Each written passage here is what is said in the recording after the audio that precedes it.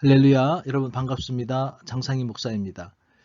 오늘은 남산에서 성경 보기 12번째 시간으로 사도 바울과 복음 전파라는 주제로 말씀을 함께 공부해 보도록 하겠습니다. 네, 지난주에 공부했던 것을 다시 한번 살펴보면요. 예수님이 무엇을 어떻게 하셨는가에 대해서 말씀을 나눴는데요. 첫 번째는 율법의 근본 정신인 사랑을 회복하시기 위해서 사역하셨다라는 말씀을 드렸었습니다.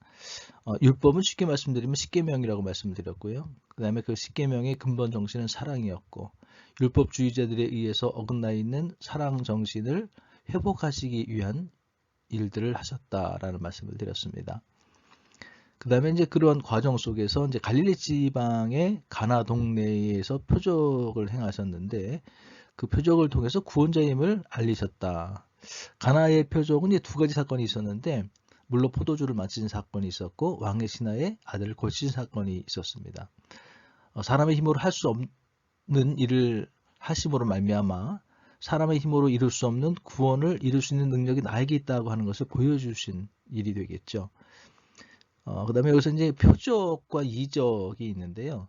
근데 특별히 표적이라고 표기를 한 것은, 표적은 단순히 보여지는 초자연적인 현상에서 머무는 것이 아니라 그 사건을 통해서 어떤 그 다른 메시지를 전하고자 하는 것이 표적인데, 예수님은 그 사건을 통해서 내가 메시아다라는 하는 메시지를 전달하신 거죠.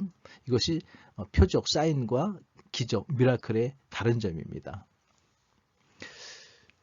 자, 그다음에 세 번째로는 갈릴리 온 지역을 다니시면서 가르치시고 전도하시고 치유를 하셨는데요. 이것을 이제 예수님 삼중 사역이라고 말씀을 드렸고요. 예수님 삼중 사역의 이제 목적이 무엇이었을까? 예수님은 왜 이 삼중 사역을 하셨을까? 첫 번째는 이제 여군난 율법 정신을 바르게 고치시기 위해서 하셨고요. 두 번째는 이제 그 율법주의자들에 의해서 죄인 아닌 죄인으로 전락했던, 그래서 절망과 낙심 가운데 있었던 이 많은 무리들, 오크로스들, 또 백성, 소외된 백성들에게 당신들도 너희들도 구원받을 수 있어 라고 하는 희망을 선포하시기 위해서 가르치시고 천국에 대한 복음을 전하시고 또 병든 자, 약한 자들을 치유하셨죠. 귀신도 내쫓으시고, 그래서 어떤 그 스스로 해결할 수 없는 문제들에 대해서 그걸 해결해 주심으로 말미암아 너희들이 육신의 묶임을 해결할 수 없지만은 나는 그것을 함으로 말미암아 더 나아가서 육신의 치유를 통해서 영적인 치유와 회복까지도 보여주시는 거죠. 그 능력이 나에게 있음을 보여주시는 일을 하신 거고요. 결국은 너희들도 나를 믿으면 나를 통해서 천국에 갈 수 있어 라고 하는 희망을 선포하셨고요. 그것이 바로 복된 소식, 복음이 된다라는 말씀을 드렸었습니다. 또 네 번째로는 십자가 사건을 통해서 율법의 근본 정신인 사랑을 완성하셨다라는 것이죠. 사랑은 뭐냐? 내가 살기 위해서 다른 사람을 죽이는 것이 아니라 다른 사람을 살리기 위해서 내가 죽는 것이다. 인류의 구원을 위해서, 인류의 영원한 삶을 위해서 내가 죽노라. 이것이 사랑이다 라고 하는 것을 친히 보여주시고 완성하셨다는 것이죠. 이러한 사건에 대해서 사도 바울은 로마서 5장 8절에 우리가 아직 죄인 되었을 때에 그리스도께서 우리를 위하여 죽으심으로 하나님께서 우리에게 대한 자기의 사랑을 확증하셨느니라 라는 말씀을 통해서 명확하게 설명을 했다는 말씀까지 나누었습니다. 자, 그러면 오늘은 그 예수님의 복음이 어떻게 온 유대와 이방인들의 땅에까지 전파가 되었는지에 대해서 공부해 보도록 하겠습니다. 복음 전파가 시작된 계기는 이제 성령 사건이었는데요.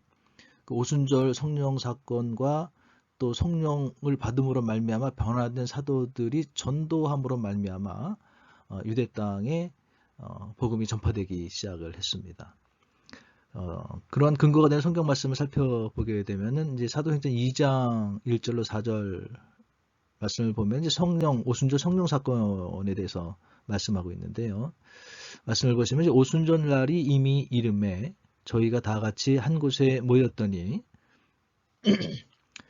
호련히 하늘로부터 급하고 강한 바람 같은 소리가 있어 저희 앉은 온 집에 가득하며 불의 혀같이 갈라지는 것이 저희에게 보여 각 사람 위에 임하여 있더니 저희가 다 성령의 충만함을 받고 성령이 말하게 하심을 따라 다른 방언으로 말하기를 시작하니라. 자, 오순절날 한 곳에 모여 있다고 말씀을 하시는데 제자들과 예수님이 같이 모여서 기도하시던 장소에 제자들이 모여서 열심히 이제 기도를 하고 있었던 가운데 또 이방에 흩어져 있던 다른 제자들도 한 120여 명 된다고 120명 정도 된다고 기록하고 있습니다만은 많은 예수님 믿는 제자들이 열심히 기도하고 있는 가운데 이제 성령이 임했던 것이죠. 불의 혀 같은 모양으로. 그래서 모든 사람이 성령의 충만함을 받았다. 그리고 이것이 계기가 돼서 이제 사도들이 밖으로 나가서 성령 받기 전에는 이제 그 모인 곳에 숨어서 붙들릴까봐 밖에 나가지 못했었는데 성령 받은 이후에 나가서 복음을 전파하기 시작을 합니다. 사도행전 2장 37절로 47절에 보면 그러한 모습이 나타나는데요. 저희가 이 말을 듣고 마음에 찔려 베드로와 다른 사도들에게 물어가로되 형제들아 우리가 어찌할꼬 하거늘 베드로가 하루되 너희가 회개하여 각각 예수 그리스도의 이름으로 세례를 받고 죄사함을 얻으라.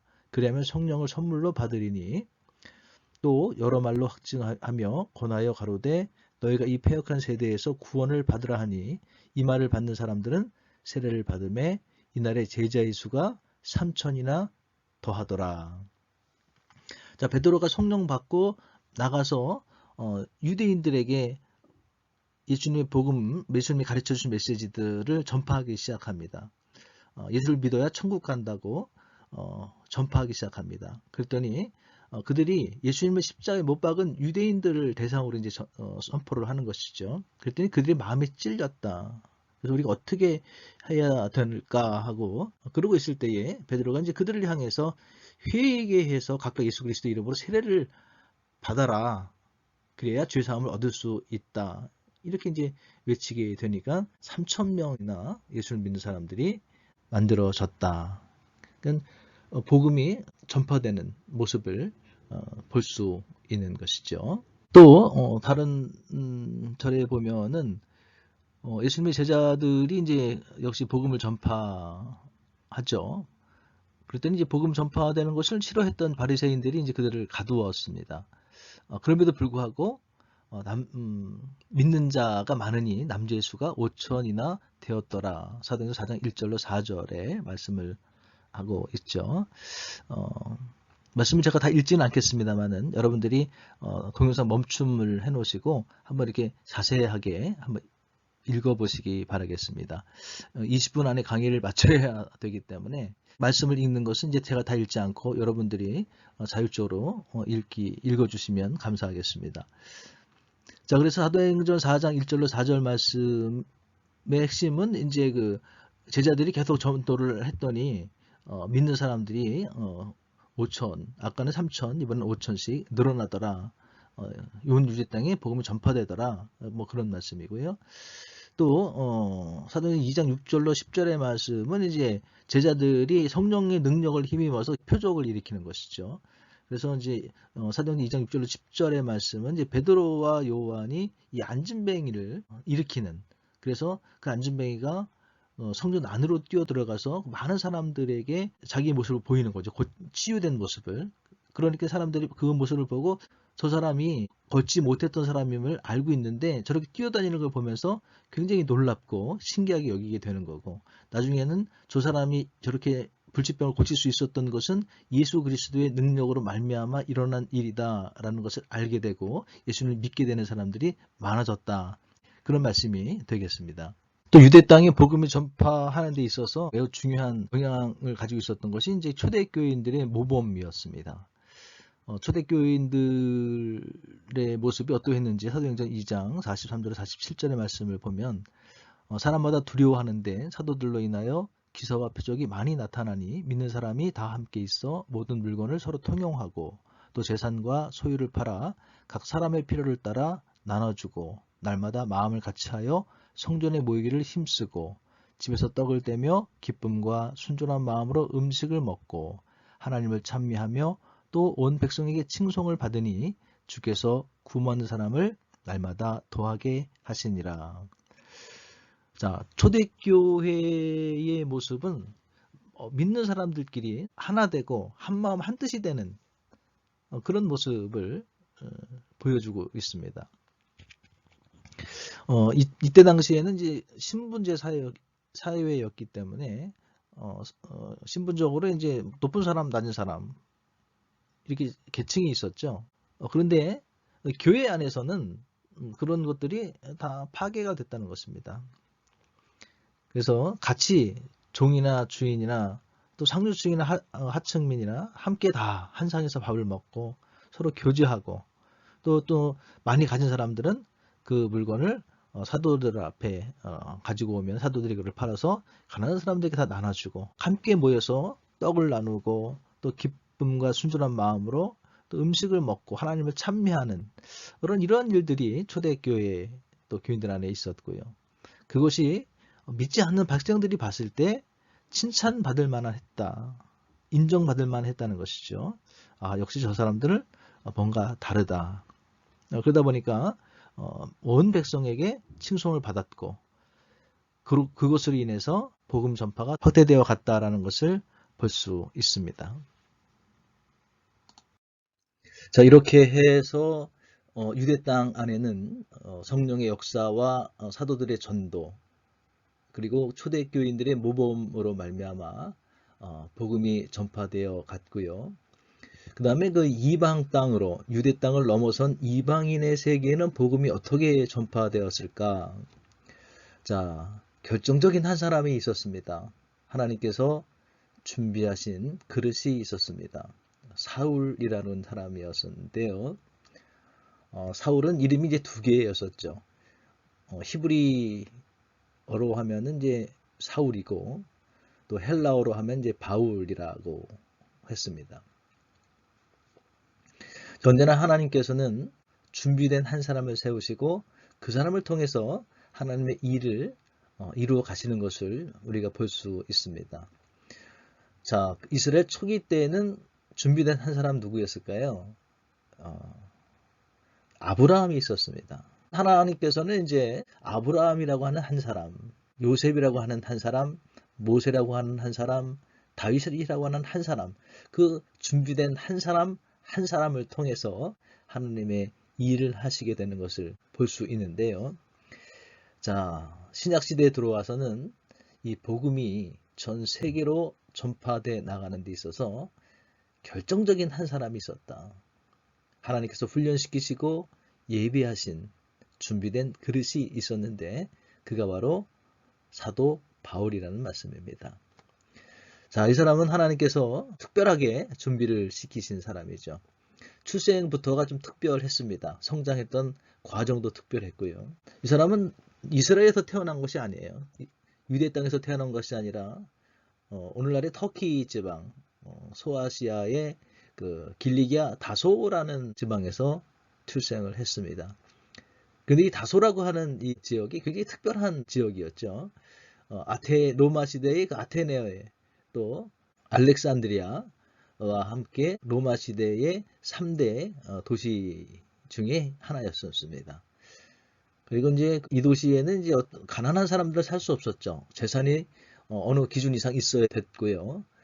그 다음에 바울의 아버지는 혈통은 유대인의 혈통을 가지고 있었지만 유대인이었지만은 로마의 시민권을 갖고 있었던 특권층이었습니다. 그래서 사도 바울 역시도 이러한 특별한 가정에서 출생을 했고요. 또 그의 아버지는 굉장한 율법주의자였기 때문에 이 아들 바울에게 철저한 율법 교육을 시켰습니다. 그래서 그가 한 15살쯤 됐을 때 이스라엘 땅으로 보내서 이스라엘의 최고의 그 랍비, 그 율법 선생님이죠. 가말리엘 선생님 밑에서 공부를 시켰고요. 그러니까 오늘날로 말하면 이제 서울대학교를 나왔다고 우리가 볼 수 있는 것이죠. 그 다음에 그 로마의 시민권을 태어나면서부터 이제 갖게 됐던 것이고요. 그 다음에 이제 혈통으로 봐도 이제 베냐민 지파에서 바리새인 중에 또 바리새인에 속하는 아주 그 혈통이 있는 사회적으로 보면 로마의 시민권을 가지고 있었고 학문적으로 봐도 최고의 학문을 공부한 사람이었고 또 혈통적으로 봐도 바리새파 중에 베리세파, 사회적인 지도계층에 속했던 특별히 준비된 사람이었습니다. 그리고 그는 율법 교사 자격증을 갖고 있었어요. 그러니까 굉장히 똑똑하고 학문적으로도 많이 준비되어 있었던 사람이라고 하는 것이죠. 그런데 그가 너무 율법주의에 있다 보니까 예수님 믿는 사람들을 다 잡아다가 가두고 또 심지어 죽이는데 앞장서기도 했던 그런 일을 했었죠. 예수님을 잘 몰랐던 것이죠. 그러다 그가 예수님 믿는 사람 잡기 위해서 다메섹으로 가다가 예수님을 만나게 되고요. 그 과정을 통해서 바울이 예수님을 믿게 되고 또 그때부터 하나님께서 바울을 사용하게 되죠. 그래서 신약성경 27권 가운데 13권을 그가 기록하게 되는 놀라운 일을 행하게 됩니다. 자, 이방 땅, 유대 땅을 벗어난 온 세계에 어떻게 복음이 전파되었는가? 그것은 준비된 한 사람, 하나님께서 선택한 한 사람, 사도 바울이 있었다. 자, 오늘 그러한 내용을 소개하고 있는 말씀이 사도행전 9장 11절로 15절의 말씀인데요. 자, 이 말씀의 배경은 이제 사도 바울이 이때는 사도가 아니었죠. 그리고 그냥 헬라식 이름으로는 바울이었고 그 아버지가 유대인이었습니다만은 이제 로마 식민권자였기 때문에 이제 헬라식 이름인 바울이라는 이름을 지어줬고 동시에 히브리인이었기 때문에 히브리 이름인 사울이라는 이름을 지어 주었죠. 사울이 이때 당시 사울이 예수님 믿는 사람들을 잡기 위해서 다메섹이라는 마을로 가다가 예수님은 이제 엄청난 빛 가운데 예수님이 나타나죠. 근데 다른 사람들은 그 빛을 볼 수 없었는데 이 사울만 그 빛을 봅니다. 그리고 실명을 하게 되죠.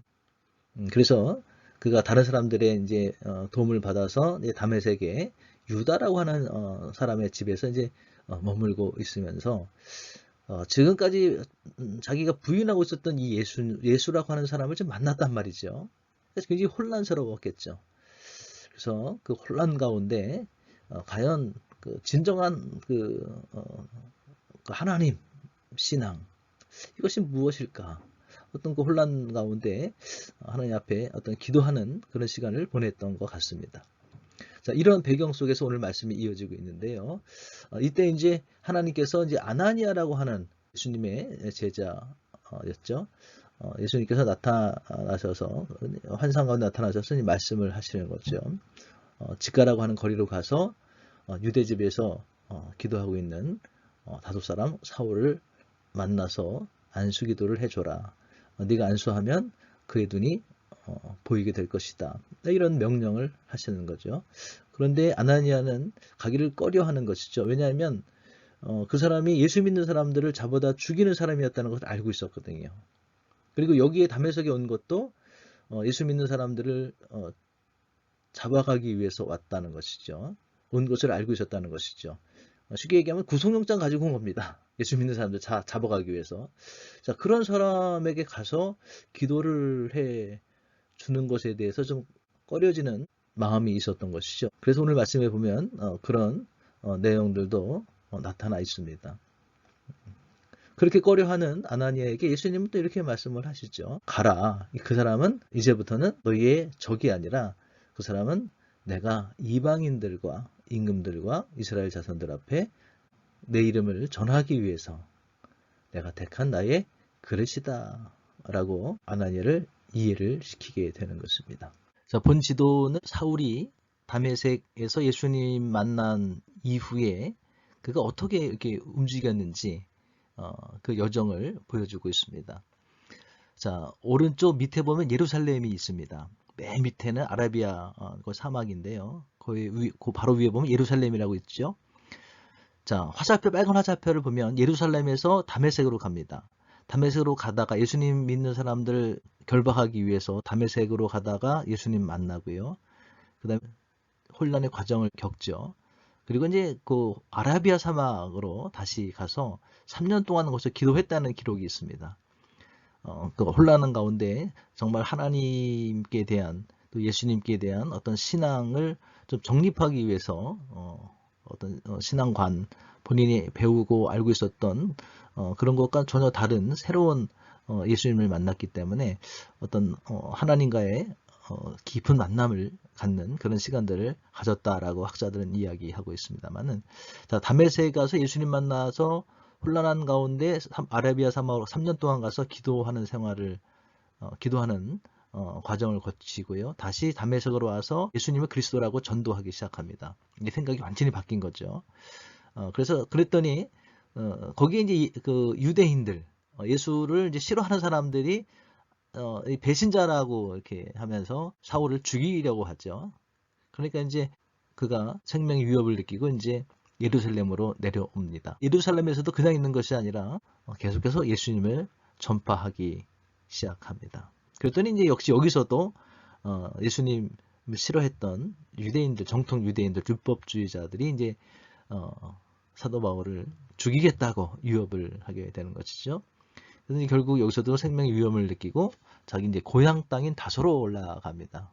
화살표를 쭉 따라서 올라가다 보면 이스라엘 땅을 지나서 안디옥을 지나서 다소라고 하는 고향, 자기가 태어났던 곳에 갑니다. 길리기아 다소라는 건 지금의 터키 지역이 되겠습니다만, 이곳에서 이제 머물고 있는데 이 안독 출신에 이제 바나바라고 하는 예수님을 아주 잘 믿는 신실한 그런 사람이 있었는데 찾아오죠. 다시 설득을 하는 거죠. 당신이 여기서 이렇게 있을 것이 아니라 함께 이제 하나님의 예수님의 복음을 위해서 우리 일해보자라고 설득을 하게 되는 것이죠.